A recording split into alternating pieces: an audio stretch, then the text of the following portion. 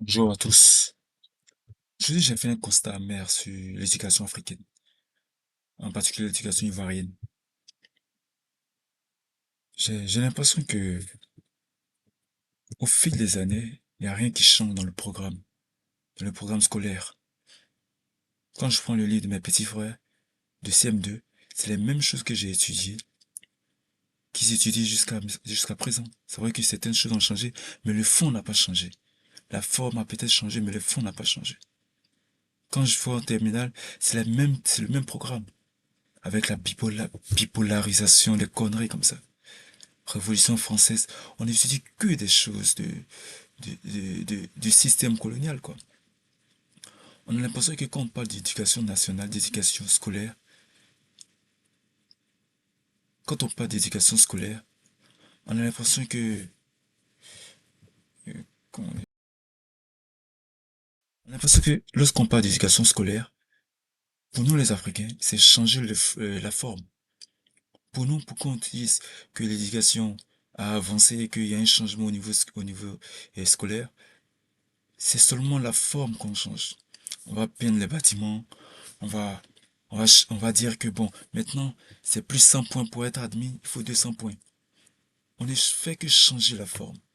Pendant que dans d'autres pays où ils délaissent certaines filières, je me dis qu'à l'université, étudier encore l'espagnol ou l'allemand, ou souvent même à la limite la lettre moderne, c'est des conneries. On a besoin d'ingénieurs, on a besoin de penseurs. Tu vas passer 5 ans de ta vie à étudier l'espagnol, ça va te servir à quoi carrément? On peut comprendre à l'époque où l'Espagne était encore une puissance, mais c'est au 19e siècle carrément. On pourrait penser encore le temps où l'Allemagne était une puissance, mais c'est carrément au 18e siècle. Est-ce qu'on a encore besoin d'étudier encore l'espagnol, d'étudier encore l'allemand? Et pour ça, on va prendre des milliers d'étudiants chaque année et on va les déverser là-bas. Et après, on va dire quoi? Ce qui les intéresse à l'université, c'est de payer les inscriptions. Payer les inscriptions, sinon on va couper. Sinon, vous allez pas être inscrit, payer les inscriptions. Après qu'on a amassé beaucoup d'argent pour savoir que bon, on a agi, on va dire bon, on va peindre les bâtiments. On va peindre les bâtiments en jaune. Ou on va dire bon, cette année, le point pour le CEP, pour être admis, il faut 100 points. On ne fait que changer la forme. Mais le fond est toujours pareil. Toujours en train d'étudier la bipolarisation. Toujours en train d'étudier la Révolution française. Toujours. Toujours en train d'étudier, comme on appelle, comment est-ce que l'Europe a fait pour faire ci. Mais on n'a rien étudié de l'histoire africaine. On n'a même pas 5% de notre histoire.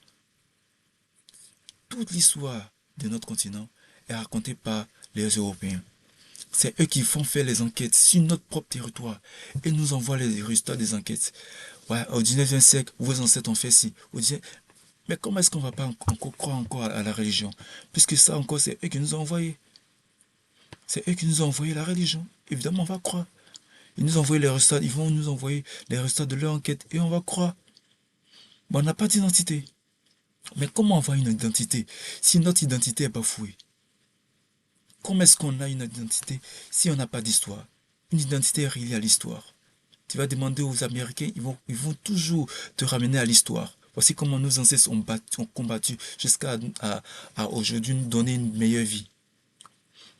Les Français, pareil, ils vont parler de la Révolution française, ils vont parler de la Renaissance jusqu'à l'ère actuelle. Comment leurs ancêtres ont fait, ont développé, ont combattu, ont créé, ont inventé.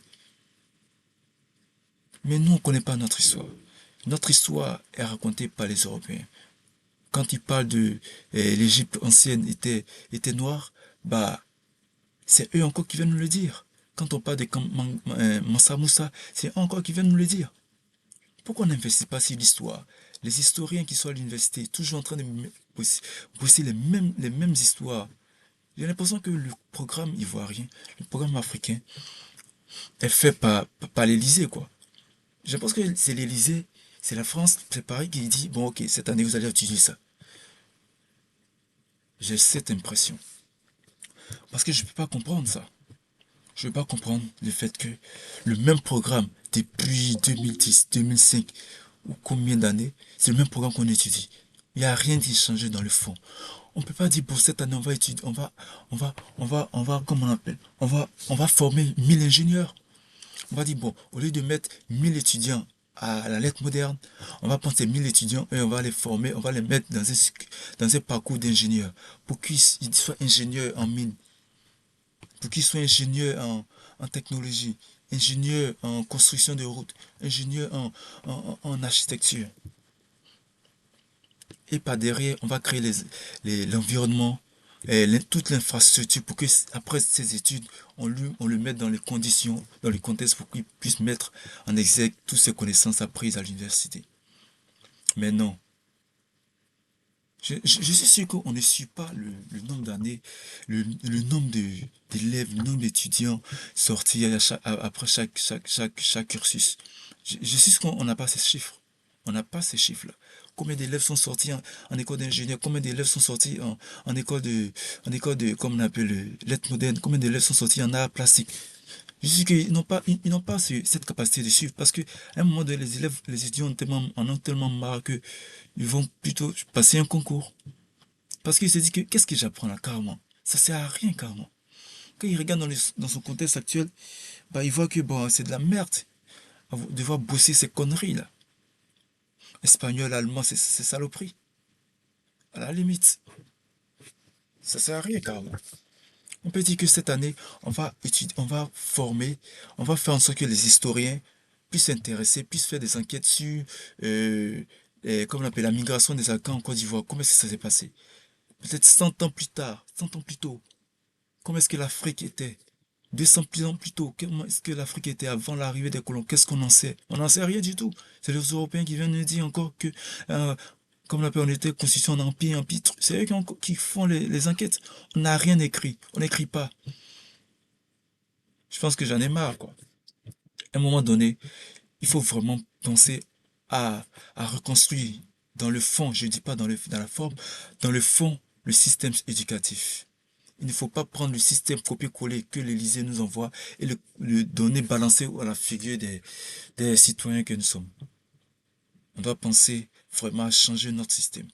On ne doit pas toujours penser comme on appelle, à, à peindre les bâtiments, à construire des écoles, à, comme on appelle, changer le nombre de points pour avoir accès au CP ou bien ces conneries comme ça. Non, on doit vraiment penser à changer le fond, changer le programme pour qu'il soit adapté à notre système, à notre vision. Quand on parle de émergence, on n'a même pas une visibilité de notre émergence, de notre développement dans 5 ans. Dans au-delà des 5 ans, 10 ans, qu'est-ce qu'on va devenir? Dans 100 ans, on n'a même pas une prévision. Parce que la politique actuelle est tellement bafouée, est tellement anarchique que quand une personne vient, il efface tout ce que l'autre a construit pour reconstruire pour lui-même. On est tous dans le cul de la personnalité. Bon, c'est ce que je voulais partager aujourd'hui. J'espère que vous avez capté, vous avez pigé ce que je vais dire. Il faut qu'on pense à changer les systèmes éducatifs dans les fonds. Il ne faut pas qu'on pense à peindre les bâtiments, à changer le nombre de points ou à faire trucs, des conneries comme ça. Bon, bref, passez une bonne journée. C'était pour créer mon ras-de-bol. Bonne journée à tous et peut-être on se capte dans une autre vidéo.